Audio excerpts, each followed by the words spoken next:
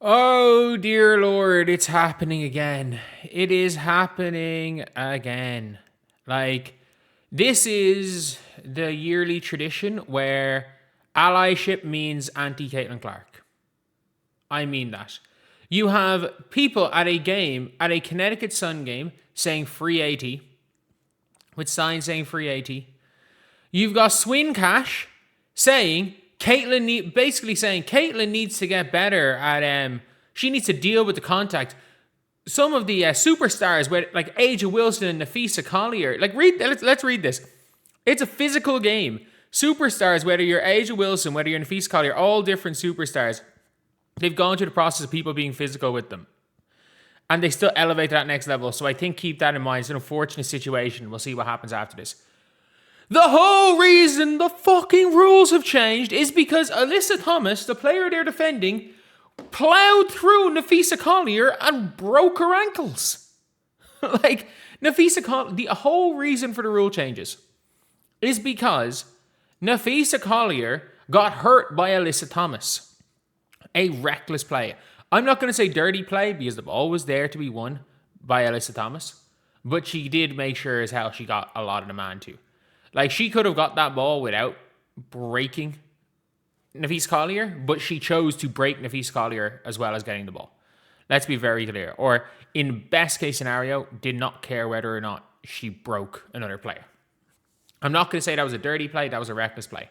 But, like, we've actually got people out here saying that, she needs to be more like Fee.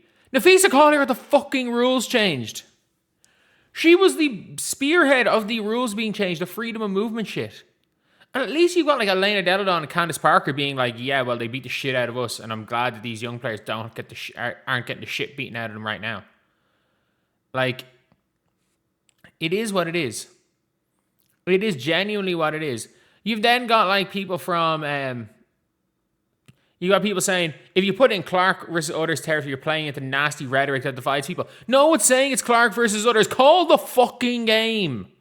Like, are we being, like, how much are we got? Like, I mean this.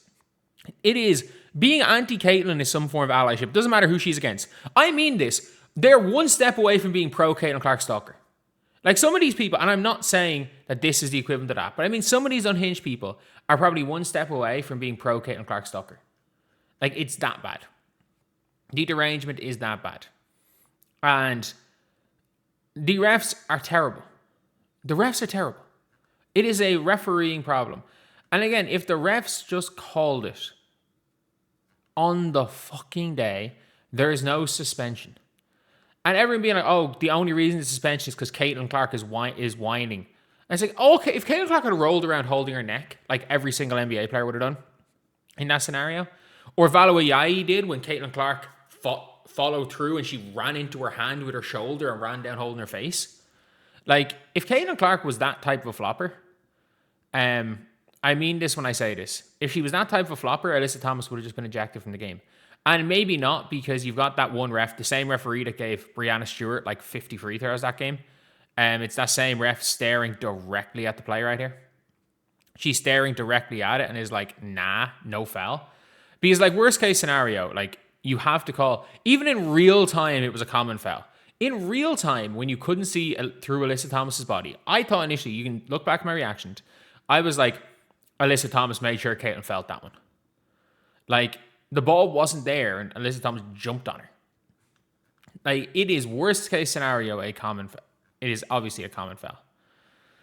It is a common foul. But again, we've then got, obviously, the Phoenix Mercury. I can guarantee you the Phoenix Mercury are showing up to this game wearing Alyssa Thomas jerseys. I wouldn't be that surprised if Caitlin Clark doesn't show up to this game.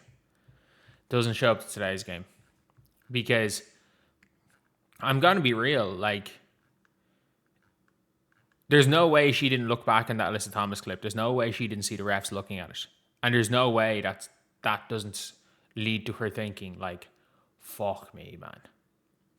Fuck me, this is bad. There's a reason why the Indiana Fever released a statement like they did. There is a reason why the Indiana Fever released this statement. Like, Caitlin's been cheap shotted plenty of times. That was not even the worst cheap shot. Player safety should be paramount in our league. We appreciate their review of last night's action and the action taken. There's a reason why they didn't say shit when Kennedy Carter did. They needed Christy Sides. Christy Sides was tweeting at the WNBA after the Kennedy Carter shit, but like the Fever put out, we're scared to do anything then, and they put out an official statement. I think Caitlin Clark might be spooked. And you know what? Something was going to spook her. Like, this is the first time that, like, someone jumped on top of her and, you know, fist to the throat and then went for her afterwards. I'm going to be real here. Like, you got the same referee as well. Refereed them 2025 versus the Liberty. 32 free throw attempts to 15. Clark suffered an injury in this game. June 14th, Liberty 30 free throws to this. June 6th, minus 25 in the free throws. And then minus 14 in free throws. Clark injured in this game. This is mental. Clark has been injured in 50% of games she has reffed. And by the way, do we remember how this game ended? Caitlin Clark catches the ball. Natasha Cloud puts her hand on her jersey. Caitlin Clark shoots the ball. Natasha Cloud has one hand on her arm. Natasha Cloud hacks the shit out of her. And somehow, according to the box scores, Caitlin Clark missed a shot, turned the ball over, and Natasha Cloud got a steal and a block.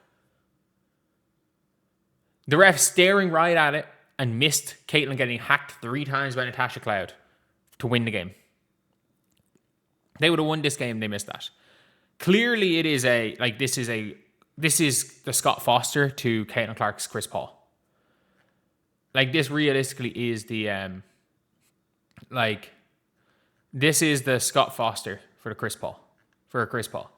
And I don't think, like, I'm going to be real here. I don't think it's anything more than they just don't, like, there are players that just don't like Caitlin Clark.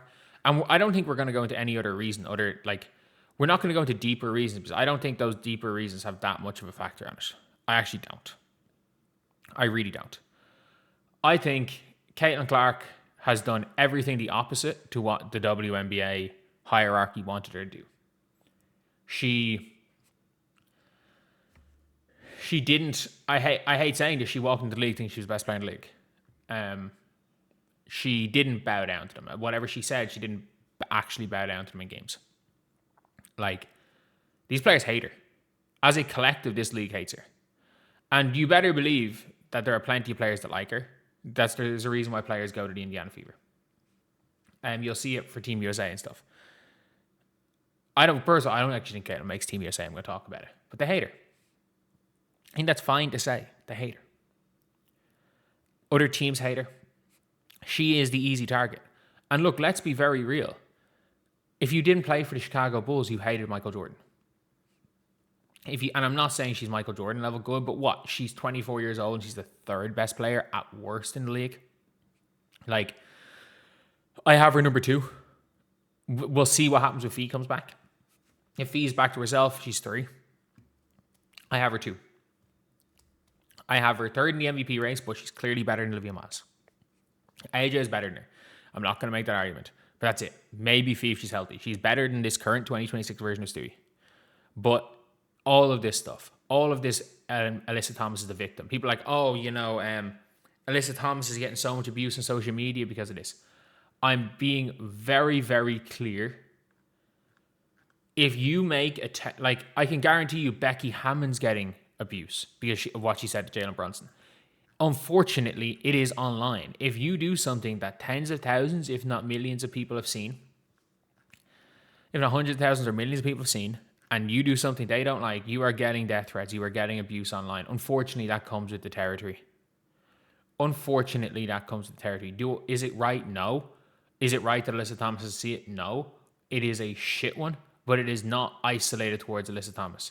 And I mean this when I say this.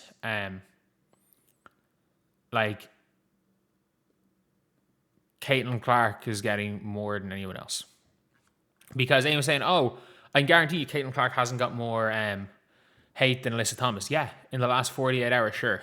But do you not realize that every single day, no matter what, people will forget about Alyssa Thomas in 2 weeks.